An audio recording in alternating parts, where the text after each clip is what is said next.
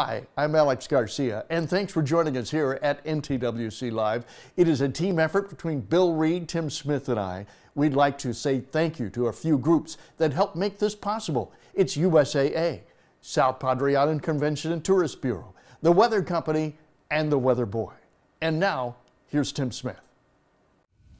Good morning, everybody, and welcome to a new season of NTWC Live. It is good to see you all out there today. I'm Tim here with Alex and Bill, and NTWC, the National Tropical Weather Conference, is what that stands for if you're new to the program.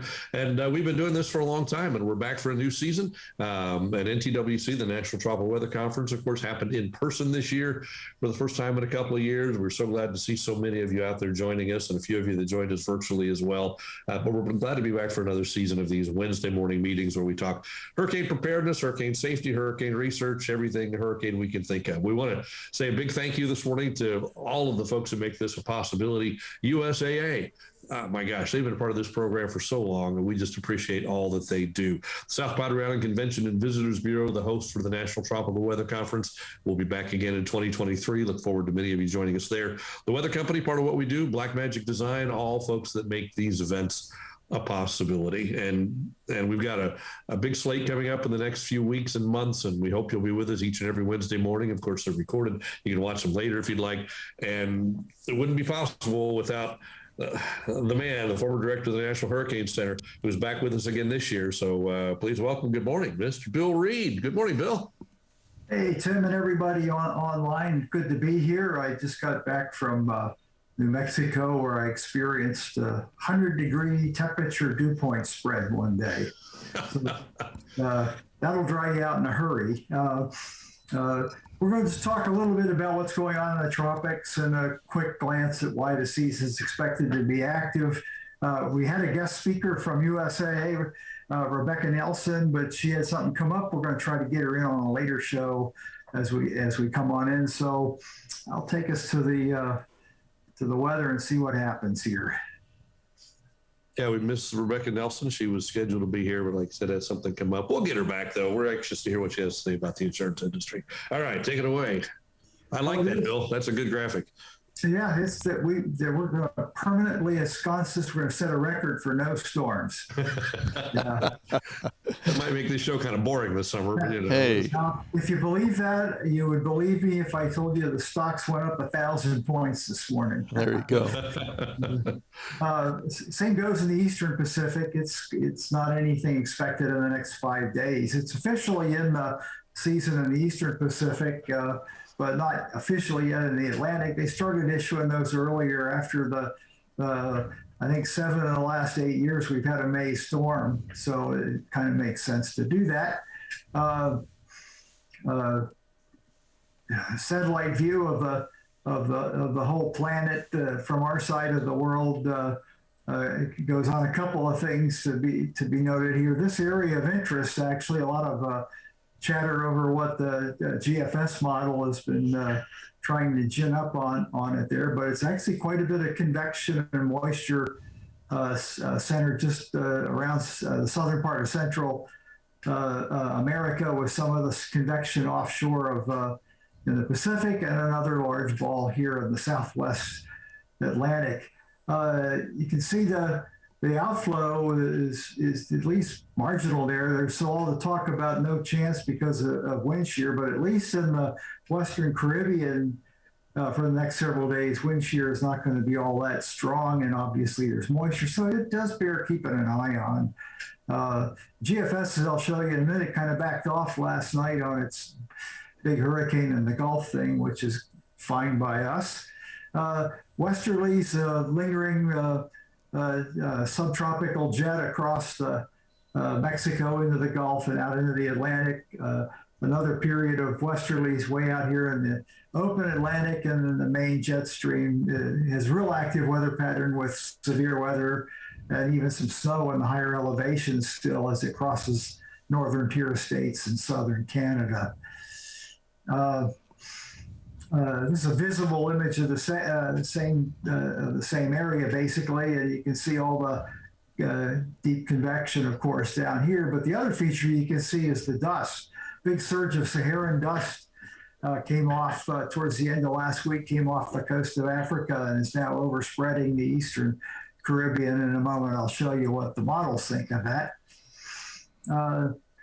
Okay, this is the last midnight run of the GFS, and I have it starting right now, roughly, and it shows that this precipitable water with surface pressures and the 850 winds, ample moisture. You can see the broad circulation at 850 centered over Central America.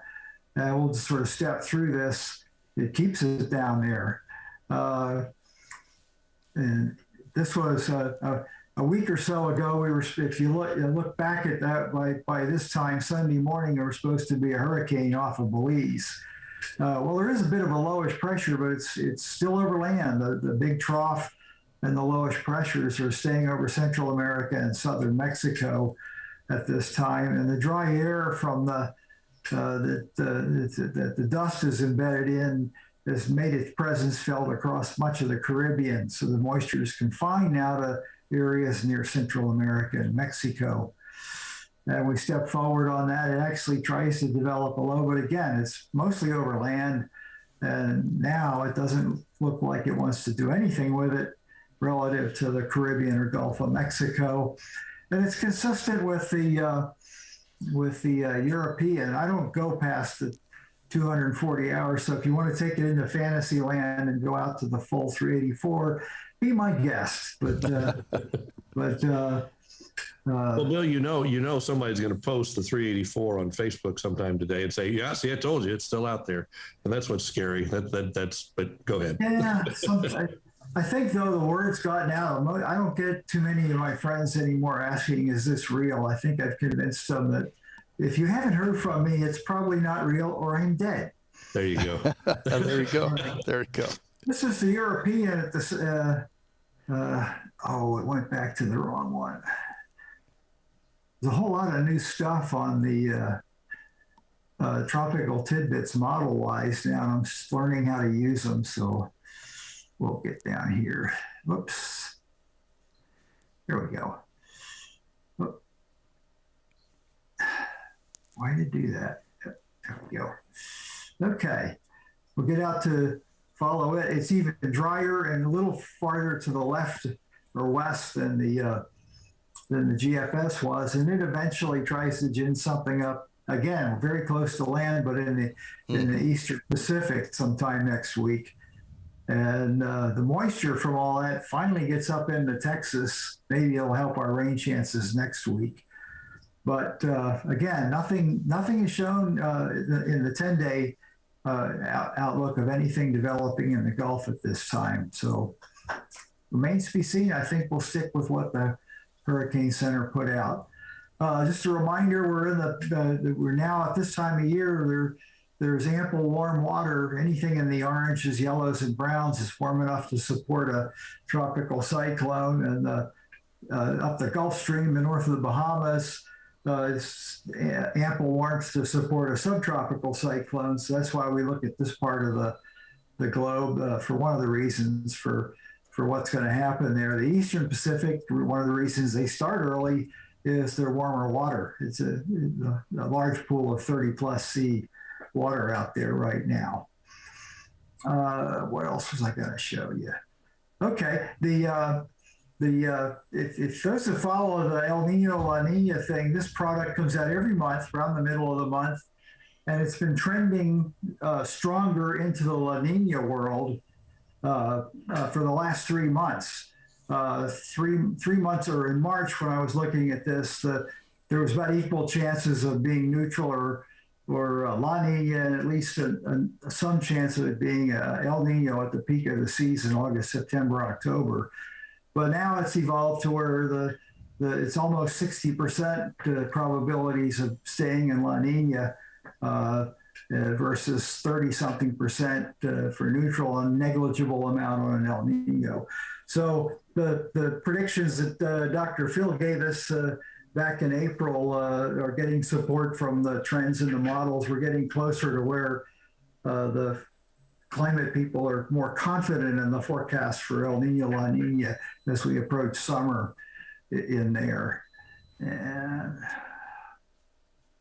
It's out of my way. There we go. The dust. This is a NASA model on dust aerosol optical thickness. So the brighter the trend into the reds, the thicker the dust layer is. And this is roughly starting now, showing the dust spreading into the Caribbean and the trajectory of the air around the subtropical high, bringing it eastward. So I'll animate this for your viewing pleasure, and you can see the steady trend of the dust throughout all of the Caribbean. This weekend, making it into Florida, and late this weekend and into early next week, maximizing over our area. Then a continued flow all the way from the deep tropics into our area, so at least some dust should be in the air throughout that period. And it's always kind of interesting to watch how this dust behaves, and we're learning more and more about the relationship between these aerosols and tropical developments, and it's generally a negative influence. So that's the end of the stuff I've got. So any discussion or questions, be my guest. Well, as we head into the season, here we are. It's June. What is today? The 18th. Hurricane Center started issuing their tropical updates on the 15th before the hurricane season starts, and that goes back to just the fact that the last few seasons have been busy early, right?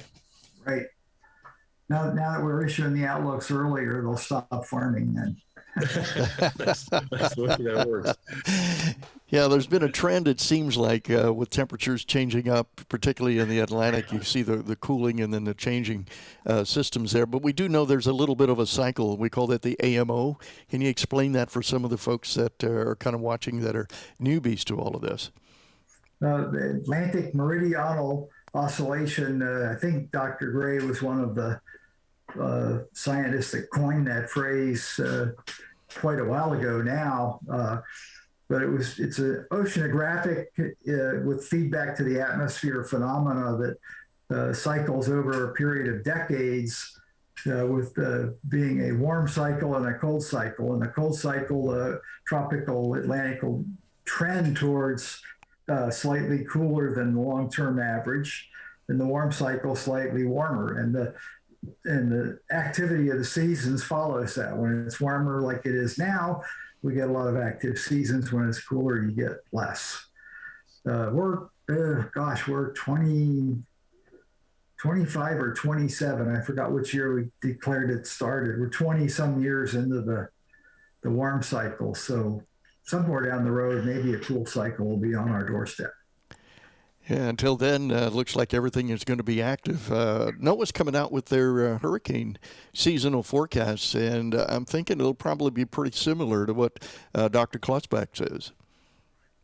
Yeah, and I haven't seen any contrary forecasts come out from the various organizations and agencies that do that. They're all forecasting an more active than average season. And the other takeaway, at least some of the folks that are involved with the NOAA forecast did their PhD work under Dr. Gray, so I would assume that they've incorporated a lot of the same methodologies and concepts that he did.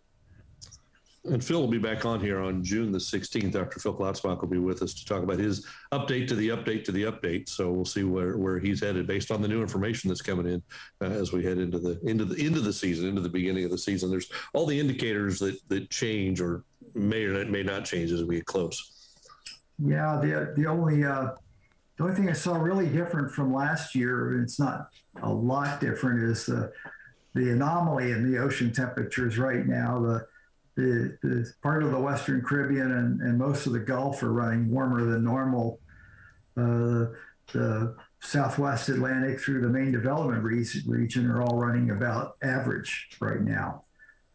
But that's a half a degree warmer than what the previous average, and a degree warmer than the 100-year average was. So that's still a lot of warm water. Yeah, that is. Looking forward to the show. Go ahead, Alex. I was going to say that is a lot of warm water out there, but then we're also looking at that amount of dust that's coming off the Saharan, and it looks like this one this year happens to be. I was reading up. It looks like it's a little bit more this year than what we've seen in past years, and that may have that negative impact you were talking about.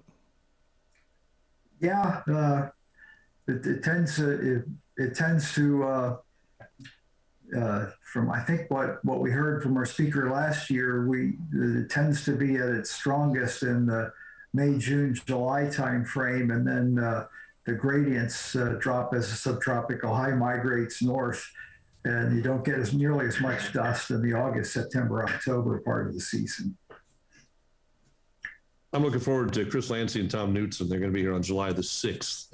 Talk about the AMO and climate, and just, I know Chris has done a lot of work on the changing climate and how that's impacting hurricanes. And so far, his research, I believe, has shown that we're not seeing a numbers increase, but we are seeing an intensity increase, an intensity and rainfall increase. Is that, and it'll be interesting to see what he says on July 6th about that. Yeah, and I think the confidence factor in those kind of statements, the challenge is we don't have anywhere. We have so much better observing capabilities in the modern, since the 1950 time frame forward, first with reconnaissance and then with satellites in the 60s. We really don't know whether we're getting the good numbers of storms that occurred in the periods before that out at sea, the short-lived ones especially. So it's kind of important to look at the hurricanes. I don't think we missed too many of those, and especially landfall.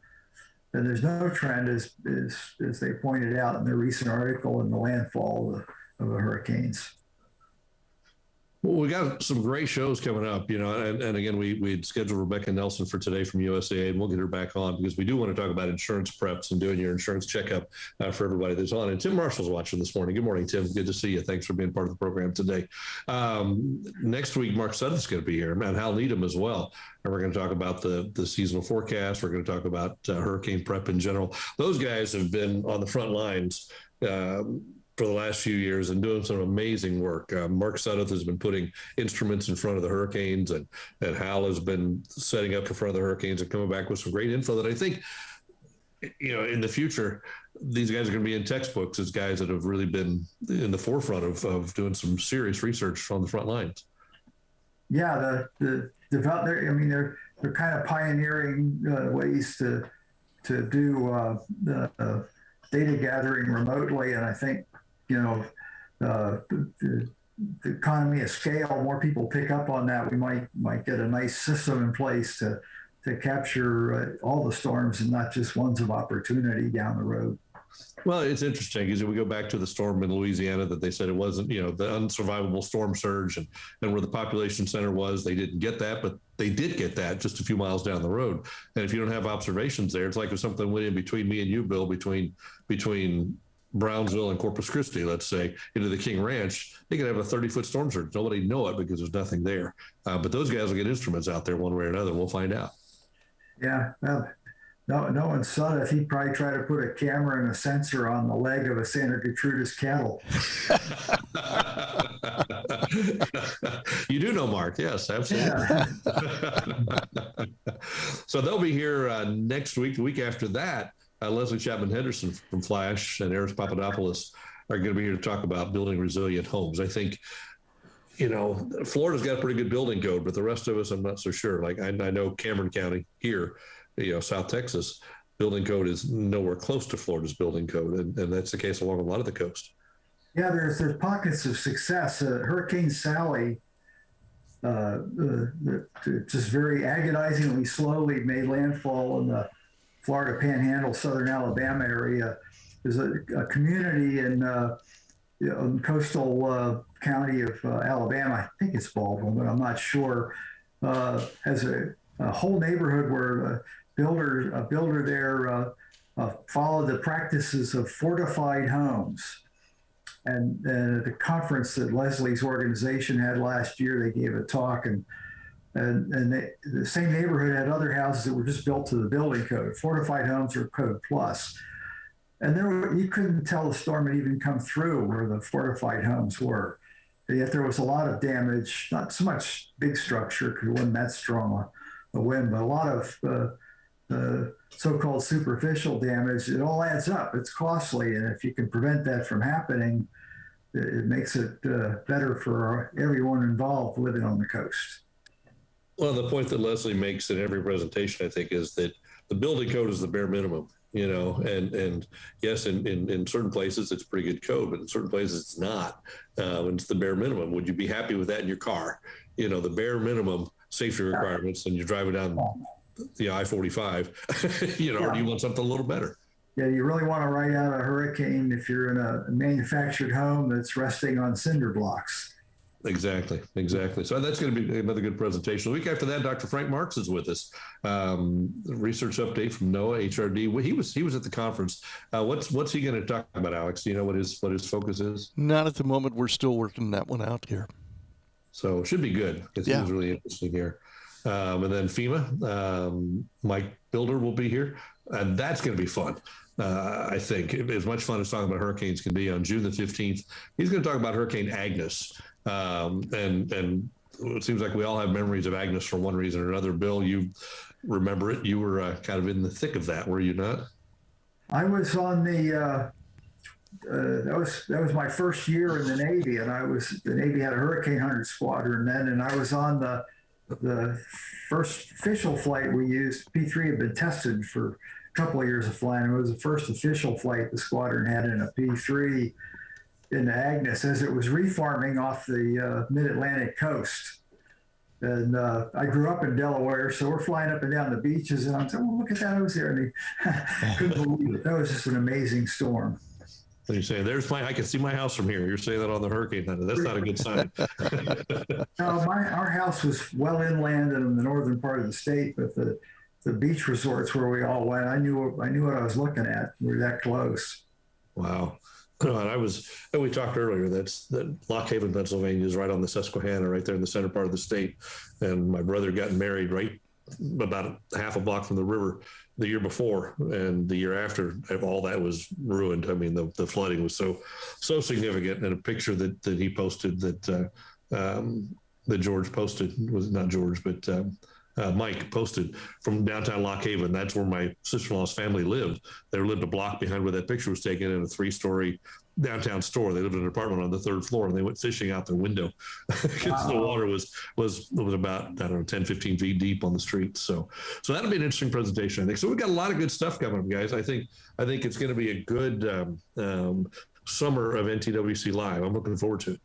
Oh, yeah. We've got so much coming up, and, we're still planning more. And if anybody listening has some suggestions or ideas or things you'd like to see shows on, hey, we'd be happy to kind of work on those and get them going.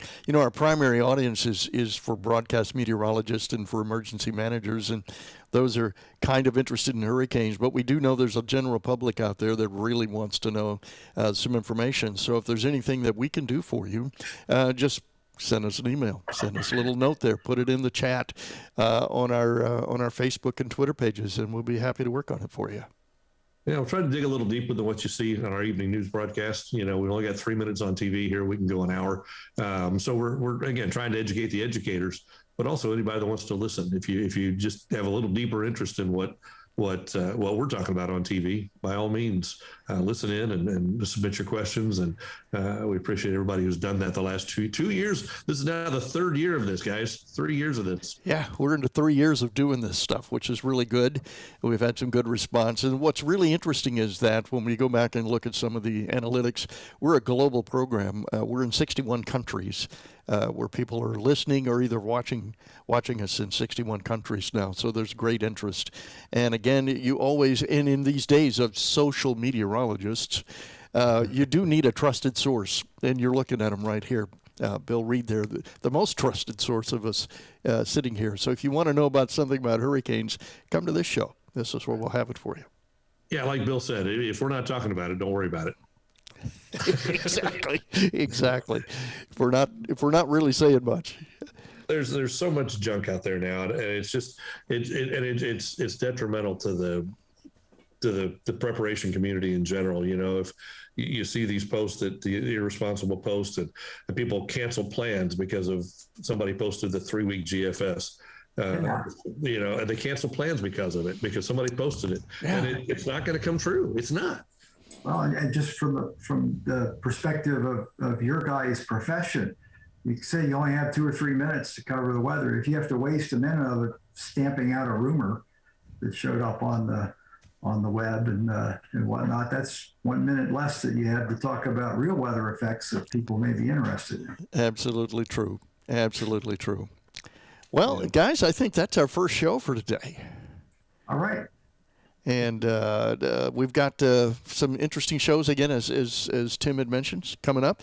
We're going to be here every Wednesday morning, 10 o'clock Central Daylight Time, with some special guests and some updates. If there's something happening out there, Bill's going to give you an update almost every time to let you know what's going on. So please join us. We're here on social media. We're also on HurricaneCenterLive.com. That's our official website. So, Tim, Bill, thanks for being here this morning. Thanks, Alex. Great. My pleasure. All right.